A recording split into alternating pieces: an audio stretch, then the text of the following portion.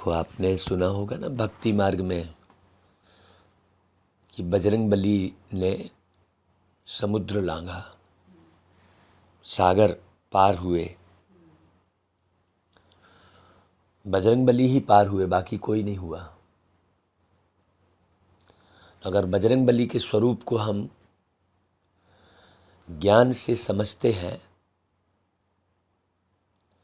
तो स्पष्ट ये समझ में आता है कि बजरंगबली को उड़ता हुआ दिखाते हैं, पहाड़ हाथ में लेकर उड़ता हुआ दिखाते हैं, राम और लक्ष्मण को कंधे में बिठाकर उड़ता हुआ दिखाते हैं, हमेशा उड़ता हुआ दिखाते हैं ना। और बजरंगबली का चेहरा कैसा है ना भाई, कोई मनुष्य जैसा चेहरा या सुंदर चेहरा वाली बात तो नहीं है ना। गणेश जी का भी चेहरा सुंदर चेहरा वाली बात नहीं है, और दोनों बहुत पूज्य नहीं। तो उड़ेगा कौन? जो चेहरे के आकर्षण में नहीं रहेगा वो उड़ेगा, और जो चेहरे के आकर्षण में रहेगा मतलब देह के भान में रहेगा, उसके अंदर कदापि वैराग्य नहीं आ सकता। वो अपने आप को धोखा दे रहा है। मैं तो ये कहूँगा कि जिसकी बुद्धि से शरीर का भान नहीं टूट रहा है उसे बिना मतलब के इस ज्ञान मार्ग में आना ही नहीं चाहिए। ज्ञान मार्ग में वही आए जो समय, श्वास, संकल्प, तन, मन, धन सब पूरी वैराग्य वृत्ति से सफल करे, सबसे वैराग्य हो, इन सांसों से भी वैराग्य हो जाए। बहुत गहरी बात है। वैराग्य का और वैराग्य मतलब किसी भी चीज से लगाव नहीं। यूज करे सभी को, लेकिन लगाव नहीं। हाँ, लगाव ही आपको धोखा देता है। बहुत ध्यान से सुनना, बहुत बारीकी से सुनते जाएंगे तो ऑटोमेटिक आपको अंदर समझ में आते जाएगा। मतलब प्रश्न चिन्ह तो बिल्कुल रहना ही नहीं चाहिए। सुनना मतलब पॉइंट बनकर, बीच में कोई प्रश्न नहीं आए, तब तो आप सुन पाएंगे। नहीं तो बीच में प्रश्न आया तो प्रश्न मतलब टेढ़ा मेढ़ा, और पॉइंट मतलब बिंदु। तो बाबा की बातों को बिंदु बनकर सुनना मतलब किसी भी किस्म का ना तो कोई प्रश्न है, ना तो देह दुनिया दौलत का भान है, कुछ भी नहीं है। एकदम पॉइंट। पॉइंट माने कुछ नहीं, बिंदु। फिर ना किसी का स्वभाव याद आ रहा है, ना संस्कार याद आ रहा है ना भाई। पॉइंट बनना माने बिंदु बनकर बाबा के ज्ञान को सुनना। जो बिंदु बनकर बाबा के ज्ञान को सुनता है उसे बिंदु बाबा की याद में रहना बड़ा सरल है। तो ये अंदर जांच करो कि नाम रूप की स्मृति में आप बाबा का ज्ञान सुन रहे हैं। घर गृहस्थी की भान, घर गृहस्थी का होना, इसके साथ आप बाबा का ज्ञान सुन रहे हैं तो बहुत समय निकल जाएगा, समझने में बहुत टाइम लग जाएगा, है ना। और बिल्कुल न्यारे हो गए तो बाबा कहते हैं जो न्यारा सो प्यारा। फायदा किसको होता है? जो सबका प्यारा होता है उसको बहुत फायदा होता है। तो जैसे बच्चे बहुत प्यारे लगते हैं, क्यों? क्योंकि वो दुनिया के झंझावतों से न्यारे रहते हैं, है ना। इसलिए बाबा मीठे बच्चे कहते हैं मुरली में। मीठे बच्चे शब्द जो बोल रहे हैं बाबा, इसका मतलब न्यारे रहकर मुरली सुनना, बच्चा बनकर। बच्चा मतलब छोटे बच्चे को ही बच्चा बोलेंगे, हैं। 18 साल 20 साल वाले को बच्चा नहीं बोलेंगे। नन्हे मुन्ने बच्चे तेरी मुट्ठी में क्या है, क्या बोला? नन्हे मुन्ने बच्चे। मुट्ठी में तकदीर किसकी है? नन्हे मुन्ने बच्चे शब्द है।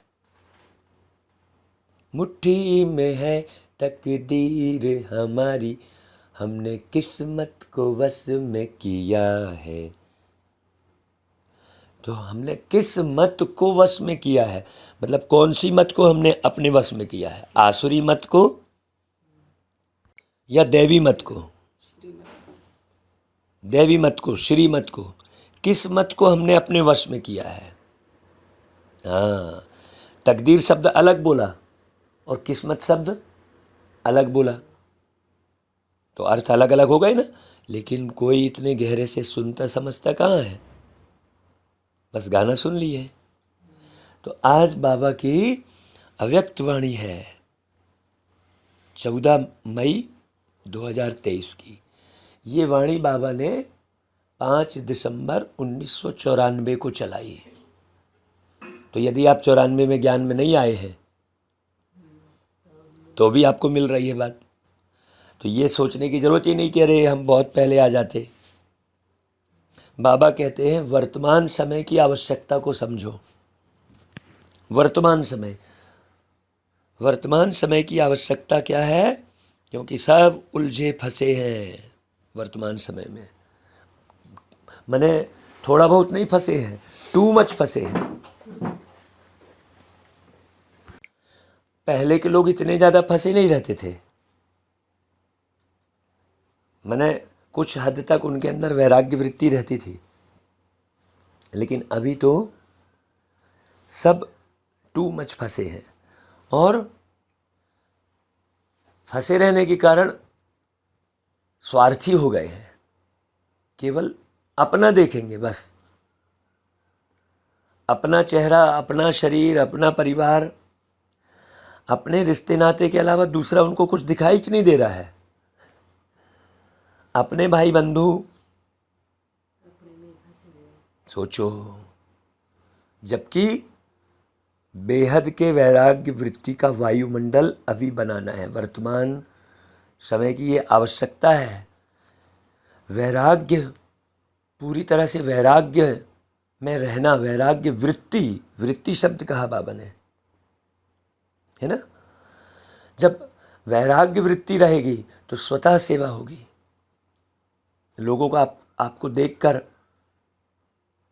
आपके पास बैठे रहने को दिल करेगा।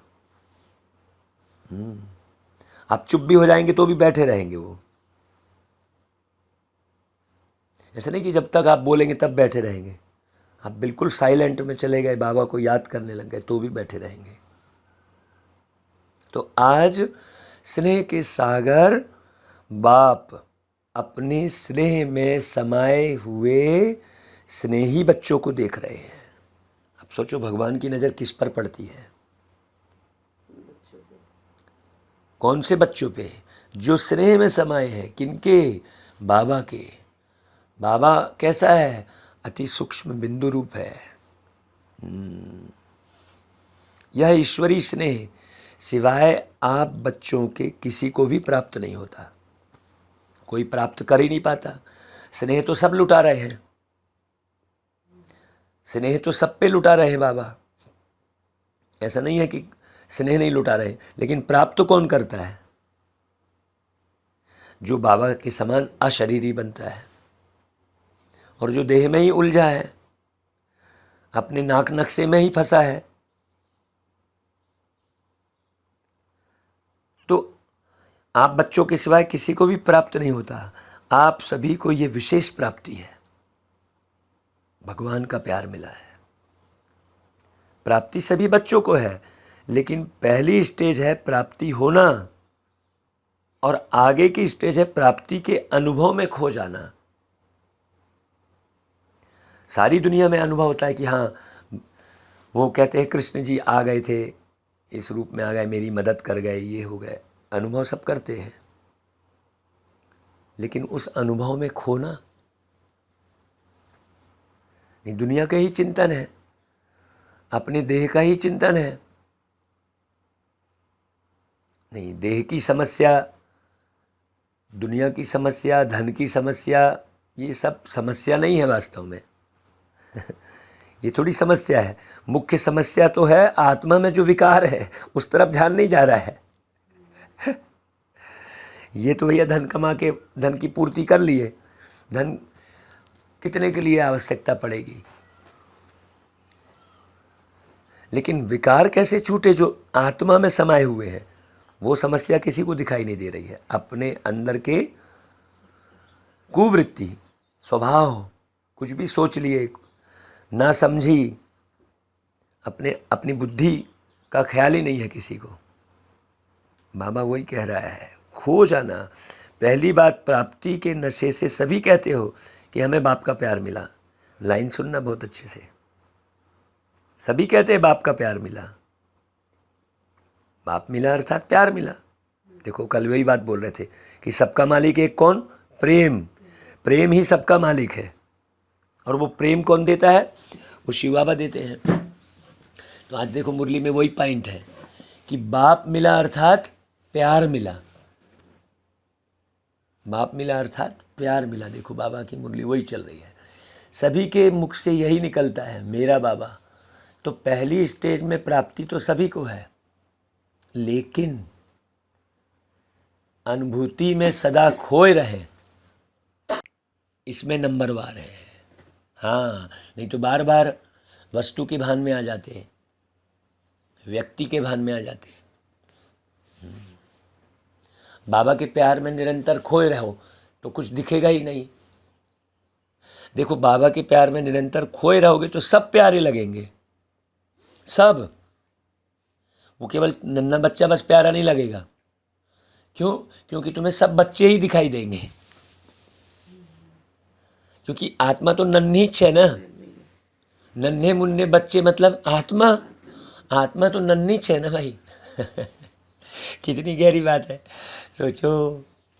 तो बाबा कहता है कि अनुभूति में सदा खोए रहे हैं, मतलब सब प्यारे लगे हैं, इसमें नंबरवार है। कोई कैसा लग रहा है, कोई कैसा लग रहा है। क्यों भाई? कोई कैसा क्यों लग रहा है?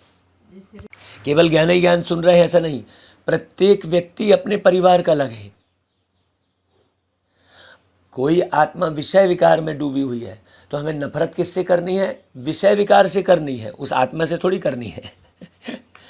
उसको कहा जाता है कि अपराध से घृणा करो, अपराधी से नहीं। क्यों?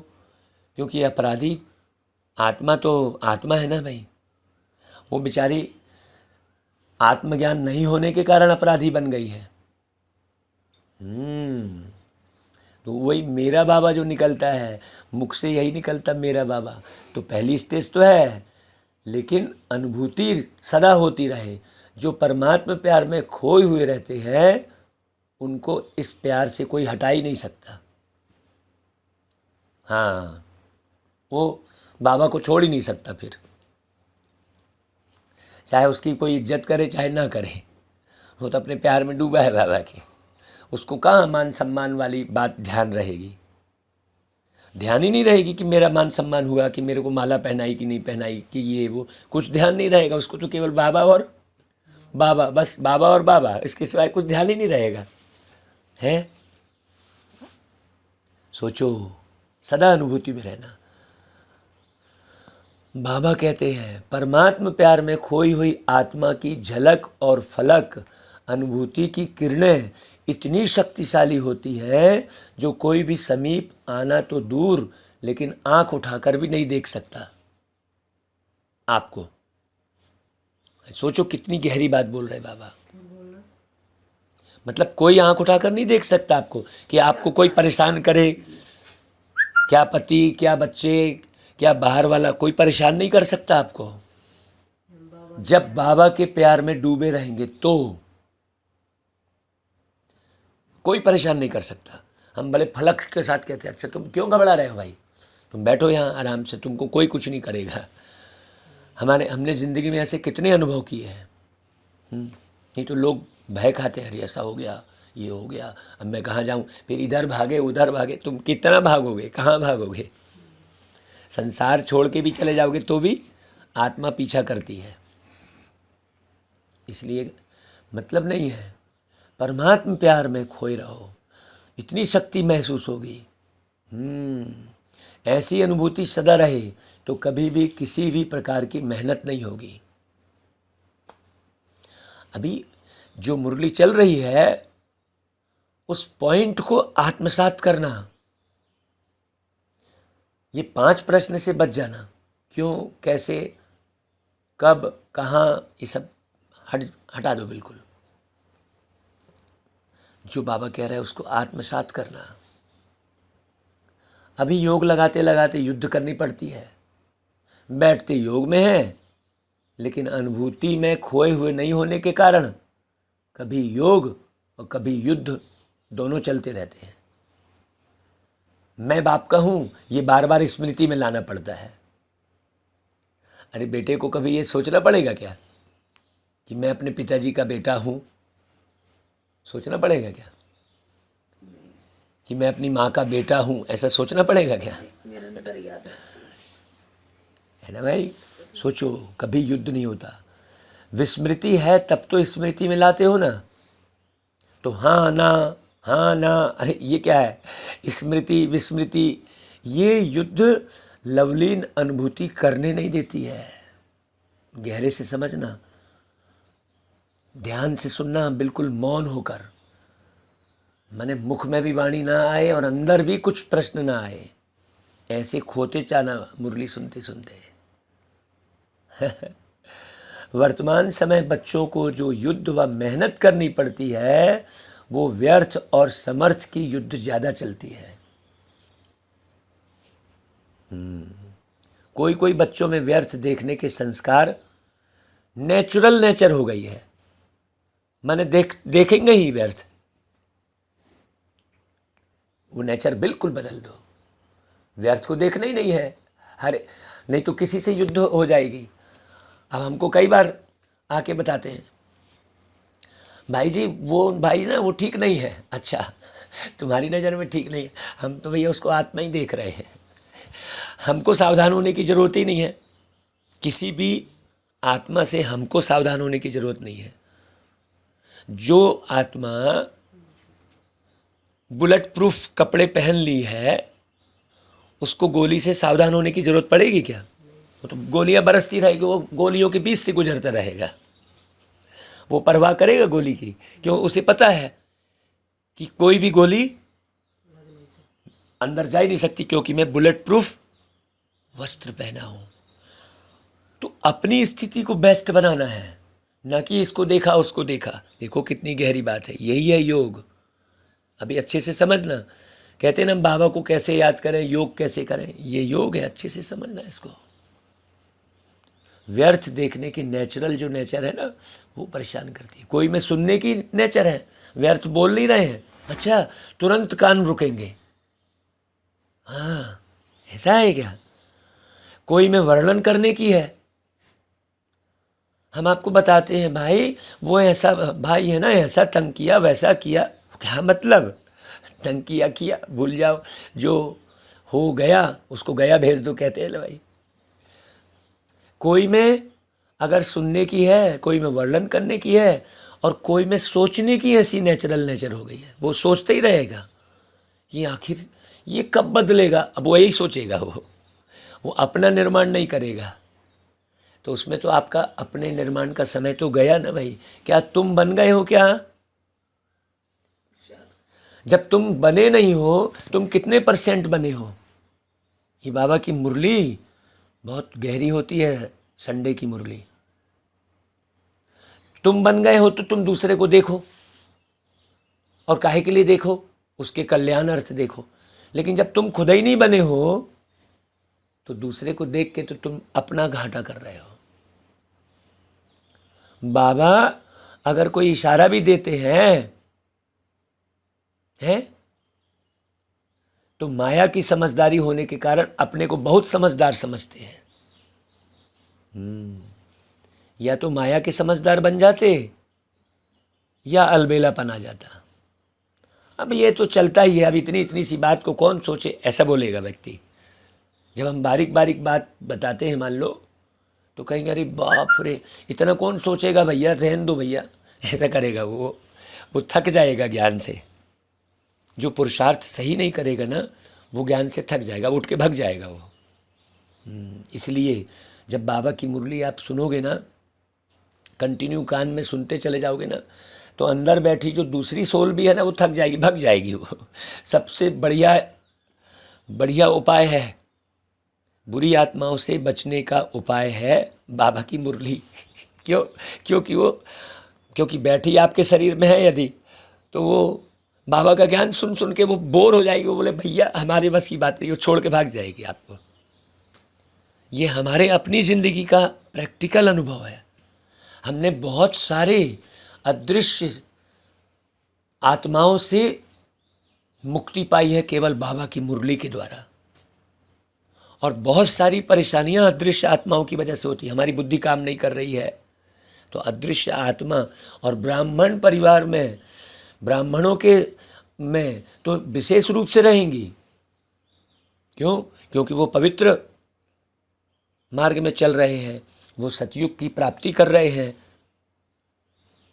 तो जैसे दुनिया में भी आप धनवान बनते जाओगे तो कई गुंडे बनवास आपके पीछे लगेंगे ना भाई, सिस्टम है ये।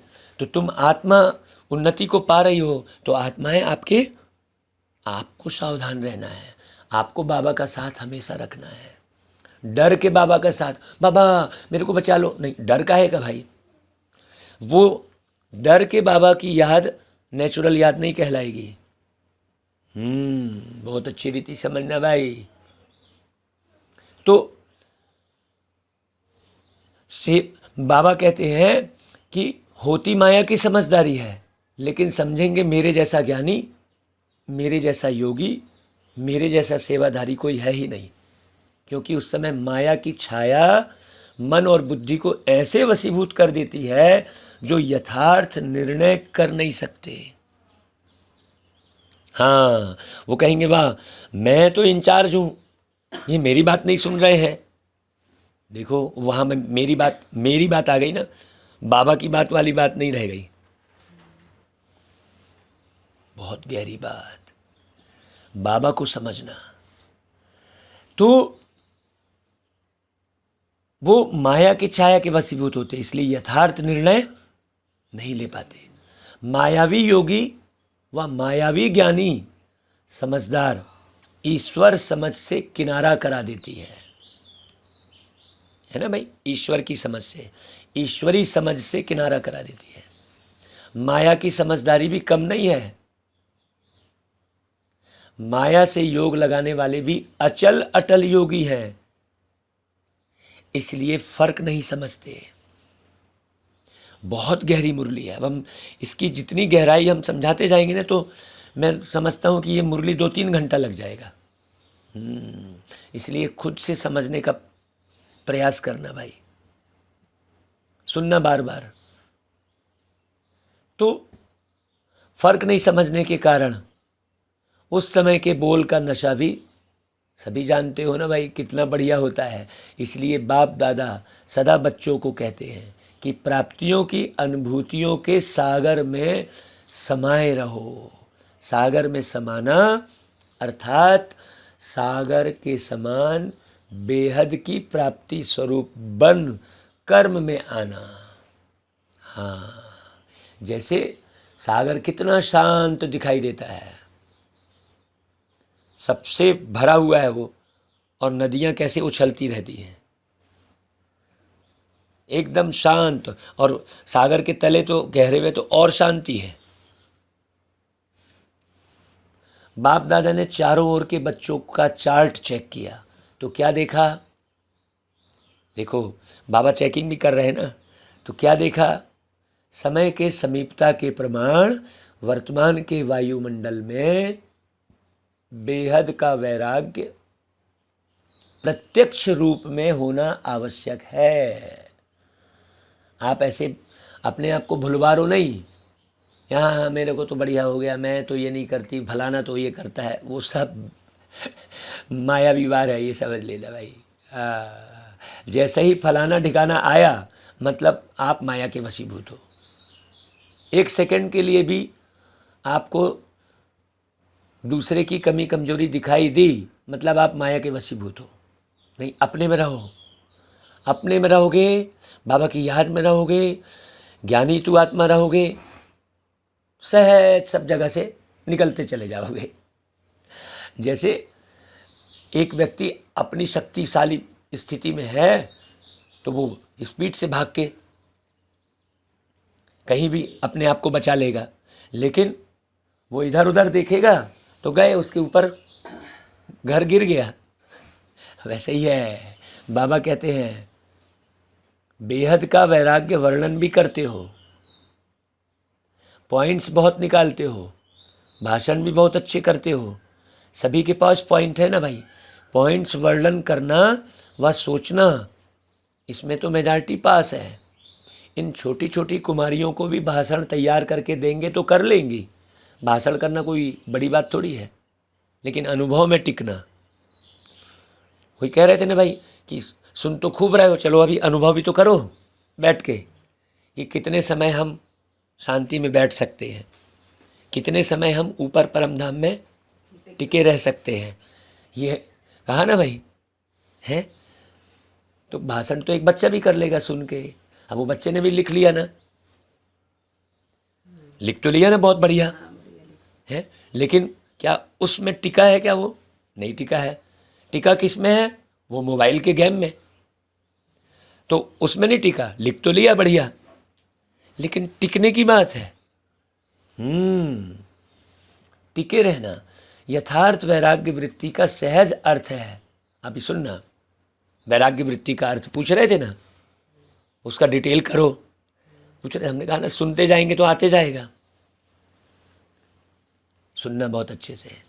यथार्थ वैराग्य वृत्ति का सहज अर्थ है कि चाहे आत्माओं के संपर्क में आए, चाहे साधनों के संपर्क में आए, चाहे सेवा के चांस में चांसलर बनने का भाग्य मिले, देखना ध्यान से, लेकिन सर्व के संबंध संपर्क में जितना न्यारा उतना प्यारा, इसका बैलेंस रहे। यही बात बोले थे मुरली के पहले ही। देखो मुरली में तो आया। होता क्या है, कभी न्यारेपन की परसेंटेज बढ़ जाती है और कभी प्यारेपन की परसेंटेज बढ़ जाती है। कितनी गहरी बात, न्यारा और प्यारा का बैलेंस। कभी तो एकदम ही न्यारा हो जाना है, हमको किसी से बात ही नहीं करना, छोड़ो हम अभी योग करेंगे। नहीं भाई, आप बातें सबसे करो, मिलो सबसे, सबको प्यार लुटाओ, लेकिन योग अवस्था में रहो। अरे मेरे को तो योग का टाइम ही नहीं मिला, मेरा इन लोगों ने मेरा ये समय बर्बाद कर दिया, मेरा तो अमृत बेला मिस कर दिया। मतलब आप योगी बिल्कुल नहीं हो। अरे इनने तो मेरा नुमा शाम का योग ही खराब कर दिया, वो बिल्कुल योगी नहीं कहलाएगा। वो आर्टिफिशियल है। बहुत अच्छे से समझना, न्यारा और प्यारा, तो कभी प्यारेपन की परसेंटेज बढ़ जाती है। प्यारापन का अर्थ है निमित्त भाव, निर्माण भाव, लेकिन इसके बदले मेरेपन का भान आ जाता है। हाँ, मेरा इतना से संबंध संपर्क है, मेरा ब्राह्मण परिवार से बहुत अच्छा गहरा संबंध है, मेरा फलानी जगह, मेरी मधुबन में बहुत अच्छी पहचान है, मेरी महारथियों से पहचान है। खुद का पुरुषार्थ क्या है? सोचो, मैंने नेताओं की सेवा करी है खूब, मैंने अभिनेताओं की सेवा करी है, ये भान में रहेंगे। अरे मैं तो सेवा की बड़ी लिस्ट सुनाएंगे फिर। ये बाबा बहुत गहरी बात कर रहे हैं। तो प्यारापन का अर्थ है निमित्त भाव, निर्माण भाव, लेकिन इसके बदले मेरेपन का भान आ जाता है।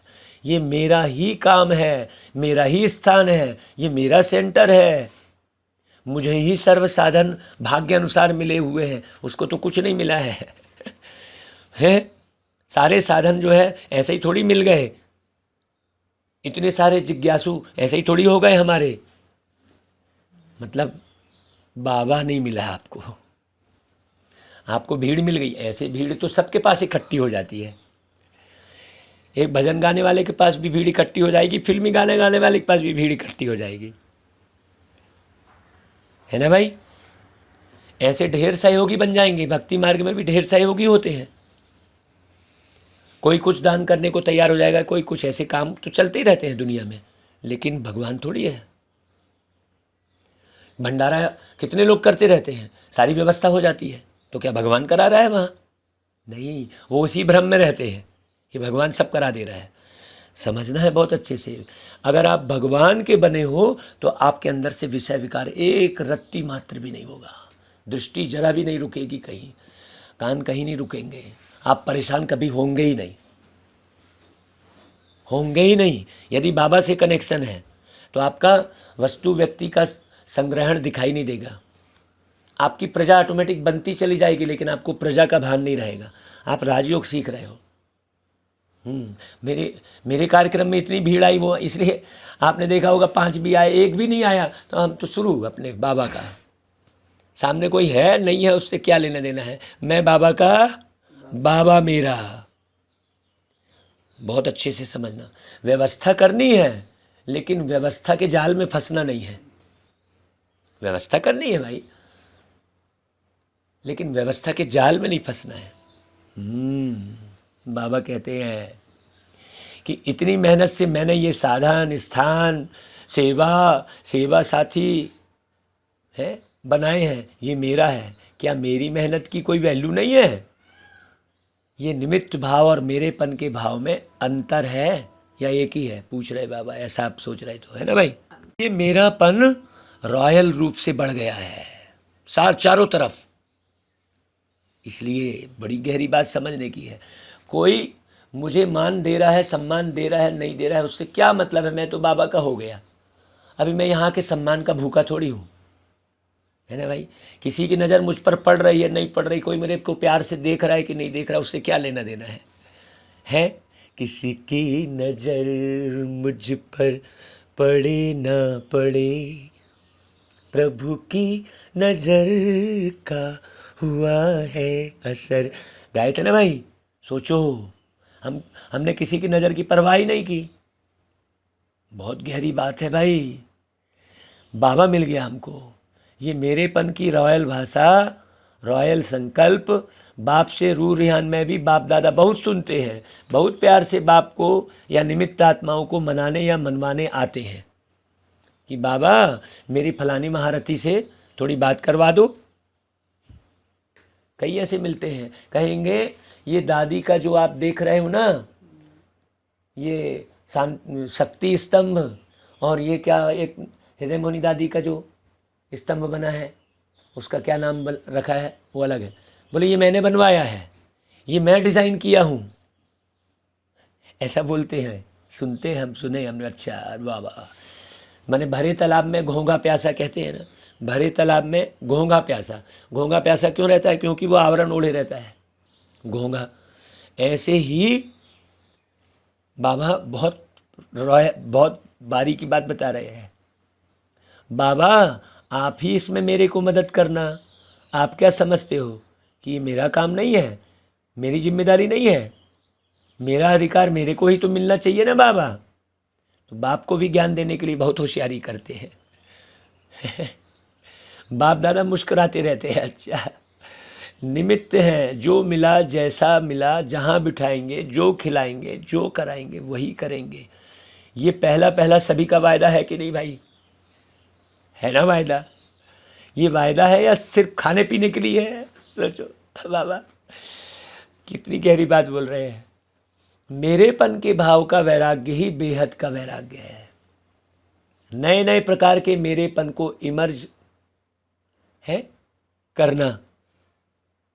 अब नए नए प्रकार के मेरेपन और इमर्ज हो रहे हैं। ले भैया, माया वर्तमान समय नए नए प्रकार के मेरेपन की छाया डाल रही है। कहेंगे नहीं मैं आया हूँ, मैं इतना बड़ा गायक, तो अब तो मैं VIP किचन में ही जाके खाना खाऊंगा। हे भगवान, अब वो बड़े डाइनिंग हॉल में खाना नहीं खा सकता। वो इतना बड़ा हो गया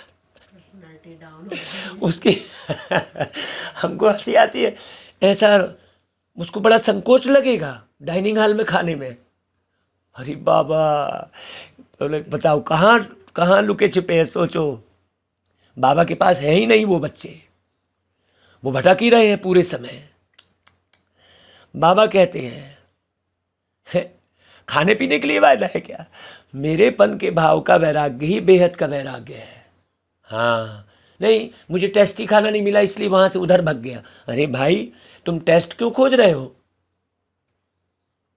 है जो बाबा ने दिया, जहां मिल गया, अब भाग रहे हो तुम इधर से उधर, स्वाद ढूंढ रहे हो। स्वाद के अर्थ को नहीं समझ रहे हो। स्वाद मतलब स्व की याद, स्व की याद। बहुत अच्छे से समझना भाई। स्वाद ढूंढ रहे हो, सम्मान ढूंढ रहे हो, तो बाबा से नहीं जुड़े हो। बाबा का मीठापन, बाबा की मिठास अनुभव नहीं की है, तभी दुनिया में मीठापन ढूंढ रहे हो। ये तुम जितना मीठापन ढूंढोगे उतना ही फंसते चले जाओगे। क्यों? क्योंकि कड़वापन ही बढ़ता जाएगा। दुनिया तो तमो प्रधान ही बननी है, तो कहीं मीठापन मत ढूंढो। ये गहराई है बाबा की। इसलिए समय की समीपता प्रत्यक्ष रूप में नहीं आ रही है। वर्तमान समय माया नए नए प्रकार के मेरेपन की छाया डाल रही है। ज्ञानी चाहे अज्ञानी दोनों जानते हैं और कहते भी हैं कि दुनिया की हालतें तो भाई बहुत खराब हैं।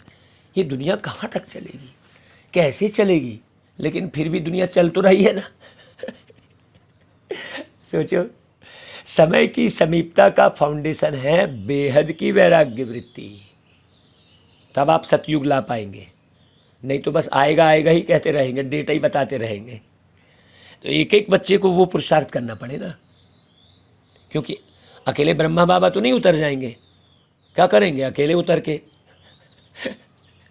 बच्चे भी तो रहे ना भाई सब साथ में। सोचो, तो बाबा कहते हैं, बाप दादा ने चेक किया, बेहद की वैराग्य वृत्ति के बजाय नए नए प्रकार के छोटे छोटे लगाव का विस्तार बहुत बड़ा है। बाबा इस विस्तार ने सार को क्या किया है? छिपा लिया है। समझा? अब क्या करना है? बोल रहा है बाबा। ये बाबा की मुरली की पॉइंट के अलावा हम अलग से कुछ भी नहीं बोल रहे हैं। यह लगाव बड़े टेस्टी लगते हैं। देखो आ गई वही लाइन टेस्ट की। एक दो बार टेस्ट किया तो वो टेस्ट क्या होते हैं? खींचते रहते हैं। सेवा कर रहे हो बहुत अच्छा, लेकिन अपनी चेकिंग करो कि निमित्त भाव है वह लगाव का भाव है। लगाव के भाव में ही लड़ाई होगी, निमित्त भाव में कभी लड़ाई होगी नहीं। खूब लड़ाकू बैठा रहेगा लेकिन नहीं होगी लड़ाई। वो लड़ंके स्वभाव का रहेगा, वो ढूंढता रहेगा इससे लड़ूं कहाँ, वो तो मौका ही नहीं मिलेगा उसको। जब आप निमित्त भाव में टिके रहेंगे तो किसी को मौका ही नहीं मिलेगा लड़ने का। समझना बहुत अच्छे से।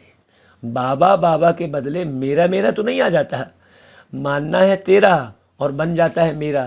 तो अब क्या करेंगे? कई क्या करेंगे? एक कमरे में सिमट के रह जाएंगे। अरे हमको क्या करना, मेरा तो इतने में ही चल जाता है। अब वो उसमें भी वो सिमटा हुआ है। वो कहेंगे अरे लोग भागते हैं, मेरा तो एक कमरे में गुजारा हो जाता है। तो वो भी सिमटा हुआ है। नहीं भाई, आसमां छत तेरा धरती बिछौना, ये भाव रहना चाहिए भाई। वो कुछ लोग कमरे में ही सिमट गए। देखो ना, वो उसको वैराग्य वृत्ति समझ रहे हैं, जो है उसी में खुश है। वो उसको वैराग्य वृत्ति समझ रहे हैं। देखो बड़ी सूक्ष्म बात करते हैं बाबा, बहुत सूक्ष्म बात। तो बाबा कह रहे हैं अब क्या करेंगे? मेरा मेरा पसंद है कि बाबा पसंद है? बाप दादा ने पहले भी सुनाया है, एक बहुत बड़ी गलती करते हैं, वह चलते चलते हो जाती है। करना नहीं चाहते हैं लेकिन हो जाती है। वह क्या? दूसरे के जज बन जाते हैं और अपने वकील बन जाते हैं। बनना है अपना जज और बनते हैं दूसरों का। इसको यह नहीं करना चाहिए, इनको बदलना चाहिए। आखिर कब बदलेंगे, कितने दिन में बदलेंगे? वो बाबा हम तो इतने दिन से ज्ञान में चल रहे हैं, वो दिन की काउंटिंग चल रही है। अरे भाई अपने लिए समझेंगे, यह बात बिल्कुल सही है। कहते हैं मैं जो कहती हूँ वही राइट है, ये ऐसे है ये वैसे है। वकील लोग भी सिद्ध करते हैं ना, सच को झूठ, झूठ को सच। और जितने प्रमाण देना वकीलों को आता है उतना और किसको भी नहीं आता। अपना जज बनना ये गलती हो जाती है। बहुत चेकिंग करना। हमने इतनी डायरियाँ लिखी हैं कि मुझसे कहाँ कहाँ भूल हो रही है। खूब डायरियाँ लिखी हैं। मुरली को जब मैं रिकॉर्ड करता हूँ ना तो खुद सुनता हूँ, अरे कहाँ मैं कैसा बोला, क्या भाव था, बाबा की याद थी कि मैंपन था बोल में। ये चेकिंग करते करते करते करते फिर खुद के जब चेकर बनोगे तभी मैकर बनोगे। जब तक खुद के चेकर नहीं बनोगे तब तक आप कुछ निर्माण नहीं कर सकते, एक का भी निर्माण नहीं कर सकते, बाबा कहते हैं। और जब आप खुद के चेकर बनोगे तो ऑटोमेटिक निर्माण होता रहेगा, आपको पता भी नहीं लगेगा, पता भी नहीं लगेगा। बहुत सुंदर बात कहते हैं बाबा। तो बाबा कहते हैं दूसरे के लिए रिमार्क देना बहुत सहज है, लेकिन अपने को बदलना है ना भाई, वास्तव में अपने को ही बदलना है। स्लोगन भी है ना, स्व परिवर्तन से विश्व परिवर्तन। पहले स्व है, स्वर्ग में भी क्या शब्द है, स्व है। तो जो स्व की ओर पूरा ध्यान देगा वही स्वर्ग की स्थापना भी कर सकेगा और वही स्वर्ग में पहले पहले आएगा भी। सुना भाई क्या चार्ट देखा बाबा ने।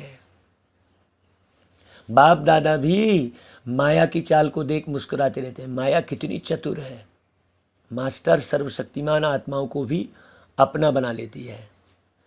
तो अभी क्या चाहिए, बेहद की वैराग्य वृत्ति का वायुमंडल बनाओ।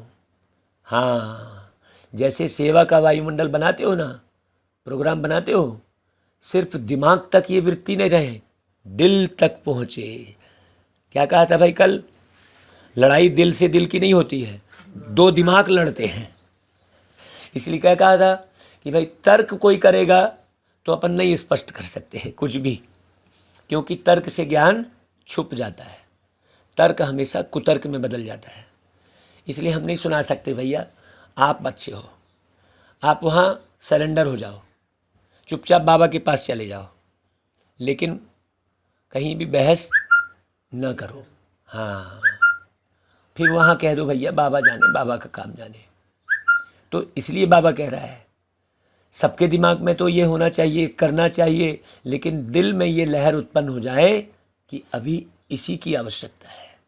समझा? सभी ने अच्छी तरह से समझा कि अभी समझ में आया। फिर उठने के बाद सोचेंगे ये कैसे होगा, अरे ये करना तो मुश्किल है। सुनना बोलना तो सहज है, करना मुश्किल है। तो अभी ऐसे नहीं करेंगे ना। देखो बाबा कैसा चिरोरी से कर रहा है। बाबा की स्थिति को थोड़ा गौर करो।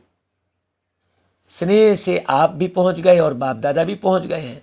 स्नेह में देखो कितनी शक्ति है। स्नेह अव्यक्त को व्यक्त में ले आता है। सभी स्नेह में ठीक पहुंच गए ना। किसने लाया, ट्रेन ने लाया कि स्नेह ने लाया?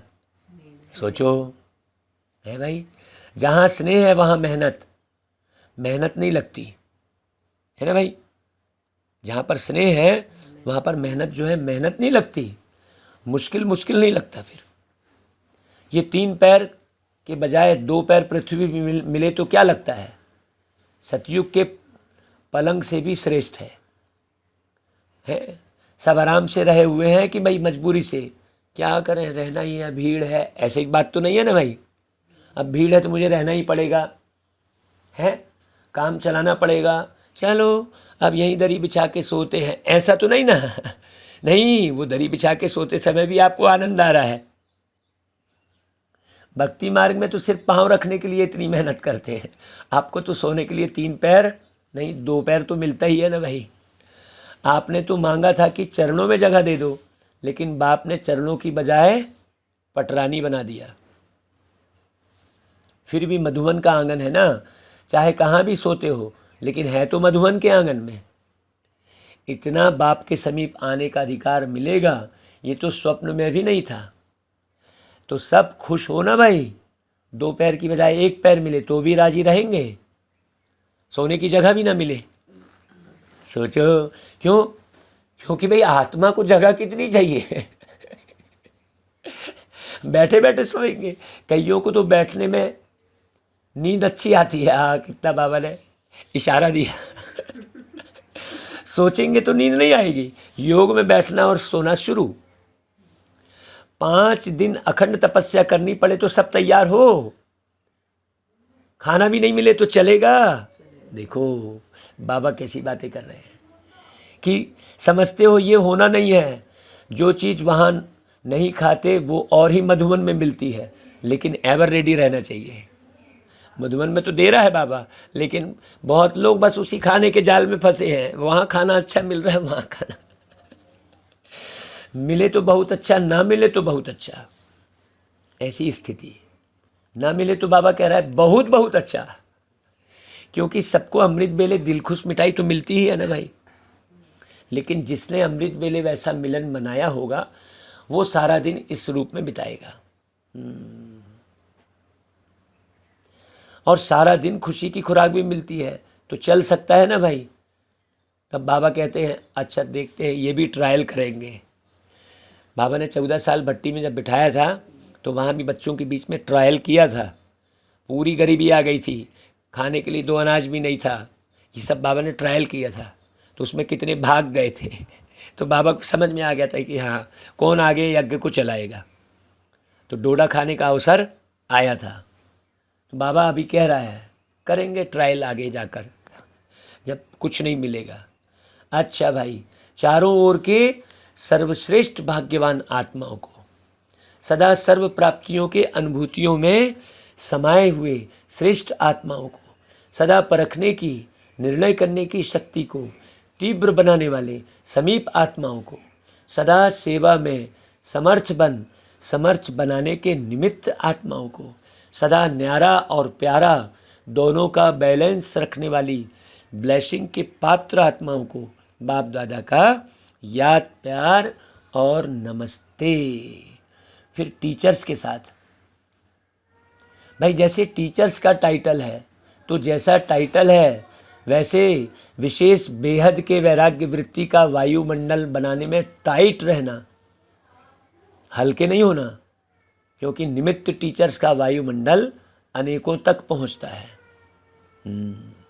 तो टीचर्स अभी ये कमाल करके दिखाए। देखो बाबा ने वहाँ पर टाइट रहने की बात कही है। जैसे परिवर्तन में आज्ञाकारी तो बने, आज्ञाकारी बनने का, हाजी करने का एक पाठ तो पक्का कर लिया, लेकिन दूसरा पाठ बेहद के वैराग्य वृत्ति का अभी ये पाठ पक्का करके दिखाओ, क्योंकि निमित्त हो ना भाई। तो निमित्त आत्मा ही निर्माण का कर्तव्य बहुत सहज कर सकती है। हाँ, अभी ये वर्ष तो पूरा हो ही रहा है, लेकिन नए वर्ष में इस नवीनता की झलक बाप दादा भी देखेंगे। सेवा की है, सेंटर खोले, बहुत बढ़ाया, आईपीज भी आ गए, वीआईपीज भी आ गए, ये तो होता ही रहता है। माने इसको तरक्की नहीं समझना चाहिए, लेकिन सेवा में बेहद की वैराग्य वृत्ति अन्य आत्माओं को और समीप लाएगी। मुख की सेवा संपर्क में लाती है और वृत्ति से वायुमंडल की सेवा समीप लाएगी। समझा? बाप दादा तो चार्ट देखते ही है ना, फिर भी सेवा के निमित्त हो, ये श्रेष्ठ भाग्य कम नहीं है। ये भी विशेष वर्षा है, तो इस विशेष वर्षे के भाग्य के अधिकारी बने हो। समझा भाई? अच्छा भाई, फिर डबल विदेशी सभी स्थानों से पहुँचे हैं, पूरे देश भर से आए हैं। बाबा कहते हैं होशियार हैं डबल फॉरेनर्स। जैसे सब देश के एम्बेसडर भेजते हैं ना, तो इंटरनेशनल ब्राह्मण परिवार हो गया ना भाई, है। डबल विदेशियों की विशेषता है कि सदा हाथ में हाथ है और साथ है। विदेश का फैशन है ना हाथ में हाथ देना, तो अभी किसके हाथ में हो भाई? बाप के। सदा बाप के हाथ से हाथ मिला के आगे चलने वाले। हाथ कौन सा है? बाबा की श्रीमत। तो श्रीमत का हाथ सदा हाथ है। पक्का है कि कभी थक जाते हैं तो छोड़ देते हैं? कभी हाथ छूटता है क्या? माया छुड़ावे तो नहीं छूटता है ना। तो सदा साथ रहने वाले और सदा श्रीमत के हाथ में हाथ देकर चलने वाले, भाई जिसका साथी बाप है, जिसका हाथ बाप के हाथ में है, वो सदा ही निश्चिंत है, बेफा बादशाह है, बेपरवाह बादशाह है ना भाई। बेफा कहा बाबा ने, क्योंकि हाथ और साथ दोनों मजबूत है। ठीक है ना भाई। नैरोबी वाले, पक्का हाथ और साथ है ना। चाहे सारी दुनिया के अक्षुणी लोग हाथ छुड़ाएं तो छूटेगा? तो अक्षुणी शक्तिहीन है और आप एक मास्टर सर्वशक्तिमान है। इसलिए डबल विदेशियों को नशा है कि बाप दादा का एक्स्ट्रा हाथ और साथ है, लिफ्ट है। अच्छा भाई, वरदान। दिव्य बुद्धि के वरदान द्वारा अपने रजिस्टर को बेदाग रखने वाले, कर्मों की गति के ज्ञाता भव। बारीक बात, कर्म बहुत सूक्ष्म है। ब्राह्मण जन्म लेते ही हर बच्चे को दिव्य बुद्धि का वरदान मिलता है। इस दिव्य बुद्धि पर किसी भी समस्या का, संग का व मनमत का प्रभाव ना पड़े, तब रजिस्टर बेदाग रह सकता है।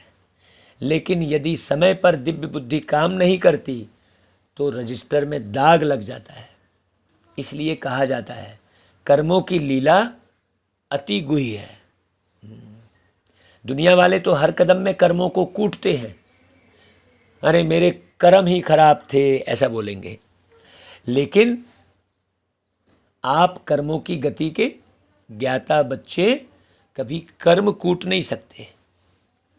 आप तो कहेंगे वाह मेरे श्रेष्ठ कर्म जो मुझे बाबा मिला, ये मेरे श्रेष्ठ कर्म की परिणति है ना भाई। अच्छा भाई, स्लोगन। पवित्रता की गहन धारणा से ही अतीन्द्रिय सुख की अनुभूति होती है। अगर पवित्रता की गहन धारणा नहीं है, जीभ कहीं लटकी मतलब अपवित्रता आ गई, ये गहन धारणा है। कान कहीं रुके मतलब अपवित्रता आ गई। आँख कहीं रुकी किसी भी सीन में, किसी भी दृश्य में, मतलब अपवित्रता आ गई। ये पवित्रता की गहन धारणा की बात है। अच्छा भाई, ओम शांति।